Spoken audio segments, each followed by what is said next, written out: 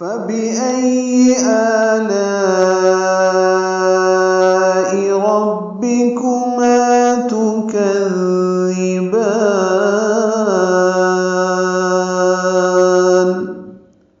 فَبِأَيِّ میں فا کو جلدی پڑھنا ہے، با کو بھی جلدی پڑھنا ہے اور معروف طریقے سے پڑھنا ہے، حمزہ کو یا سے ملانا ہے،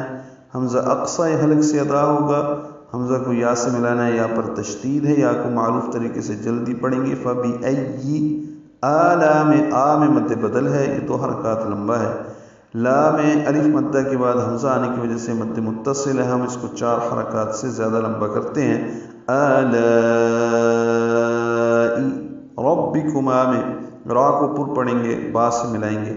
را کی زبر کی وجہ سے را کو پر پڑھ رہے ہیں، با کو معروف طریقے سے جلدی پڑھیں گے، ربی ربے نہیں پڑھنا، جیسے فبی ای ربی کما کاف باریک ہے، جلدی اور نرمی سے پڑھیں گے، معروف طریقے سے، کو نہیں پڑھیں گے، کو ربی کو ما الف مدہ ہے، 2 حرکات لمبا ہے، تو کذبان تاپش تو نہیں پڑھنا، تو کذبان کاف کو نرمی سے پڑھیں گے، زال سے ملائیں گے، زال کو نرمی سے پڑھیں گے، زبان کی نوک سامنے کے دانتوں کے اندرونی کناروں سے لگائیں گے، تو کذبی زال نرمی سے پڑھیں گے معروف طریقے سے۔ بان میں با کو لمبا کریں گے، اور نون پہ جب وقف کر رہے ہیں تو یہ با کو زیادہ لمبا کر سکتے ہیں، تو کذبان یہ مد عارض للسکون بنی ہے یا مد وقفی بنی ہے، تو وقف کرتے ہوئے ہم با کو زیادہ لمبا کر سکتے ہیں۔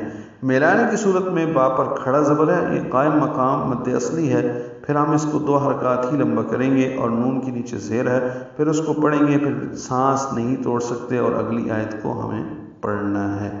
تو میں ایک مرتبہ پھر پڑھ لیتا ہوں، یہ 31 مرتبہ ہے، اس سورہ میں بار بار ریپیٹیشن ہو رہی ہے، بار بار یہی الفاظ ہیں، تو اس لیے ان کی درستگی ایک جگہ صحیح ہوگی تو 31 مرتبہ یعنی 31 مقامات پہ صحیح ہو جائیں گے، اور ایک جگہ غلط ہوگا تو اس کا مطلب یہ ہوا کہ آپ کی 31 غلطیاں ہو گئیں اگر ایک حرف غلط ہوتا ہے۔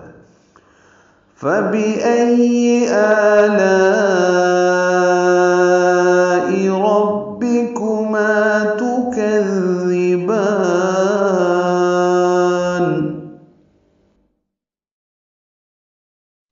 تو تم اپنے رب کی کون کون سی نعمتوں کو جھٹلاؤ گے؟